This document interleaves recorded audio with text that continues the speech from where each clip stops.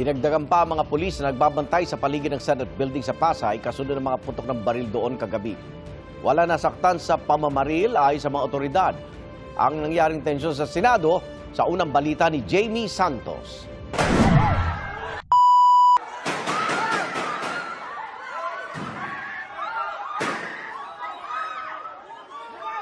Bago mag-alas 8 ng gabi, narinig ang mga putok ng baril sa ikalawang palapag sa loob ng Senado.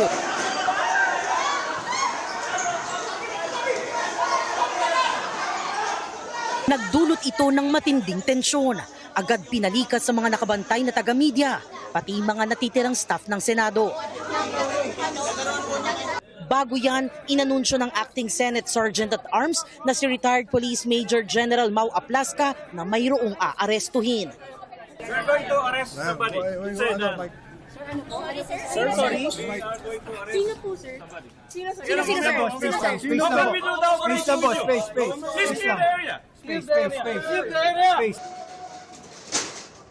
Mula sa umiiral na elevated alert level, inilockdown ang gusali ng Senado. Lalo pang hinigpitan ng seguridad at nag-abiso ang USAA o Office of the Senate Sergeant at Arms na lumabas na ang mga gustong lumabas. Saka isinara ang roll-up door o mga daanan papasok at palabas ng gusali. Kasunod niyan, namata ang naka-full battle gear at nagsuot ng bulletproof vest ang mga taga-USAA.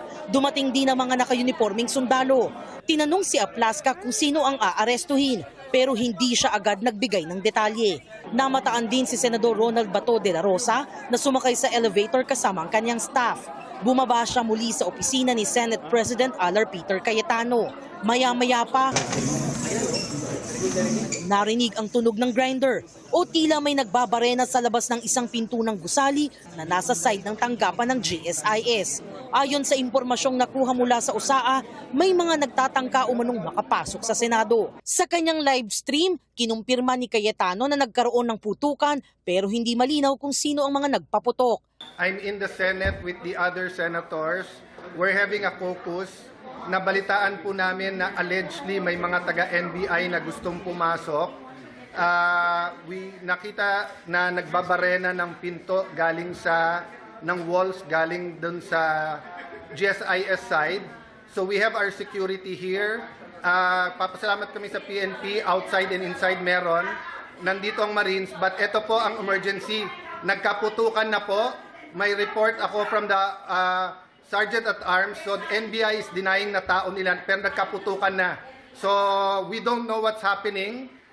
Everyone's locked in their rooms now. We cannot go out. We cannot secure our other staff. So again, no, kung sino nakikinig from the government, this is the Senate of the Philippines.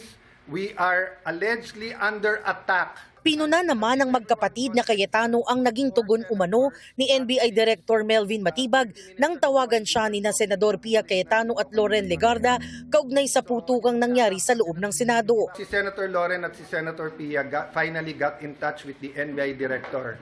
So they're here in the room. We have to turn off the lights dahil may putukan na nangyayari. Si Senator Pia and si Senator Loren called the NBI Director. He said wala daw sila dito dahil pinaalis daw nila dito. So he said, please find out what's happening kasi nagpuputukan. When Senator Lauren was talking to him very calmly, I said, what are you gonna do about this? Pinuputukan kami dito. Tapos sabi niya, hindi kami makalapit, pinalis niyo kami dyan. Sabi ko, well then do your job, make us safe, this is not good. Ma'am, huwag mo ako sigawan. Yun lang ang masasabi mo sa akin. Pinuputukan kami, sasabihin mo sa akin, huwag kitang sigawan. Sumisigaw ako dahil mataas ang emotion.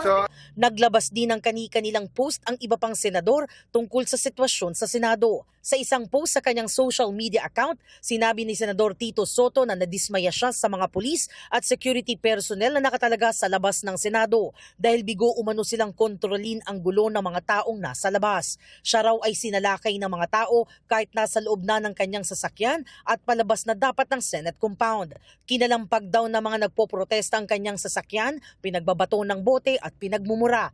Kahit pa raw nakita nilang mag-isa lang siya at walang kasamang bodyguard. Hindi tama itong nangyayari kung nais nilang nakipin si Senator Bato, hindi nila dapat ipinsala ang institusyon ng Senado, ang building ng Senado at ang mga senador.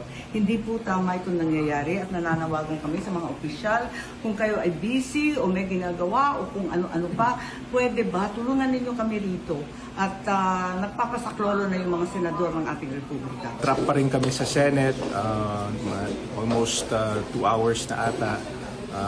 Tumigil na yung gunfire pero lakas ng putukan sa loob at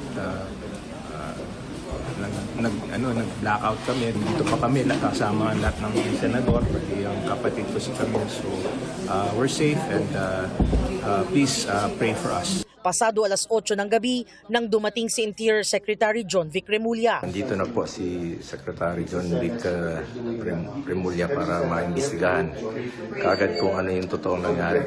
Kalma lang po kayo. Tayo natin kung ano talaga yung nangyari.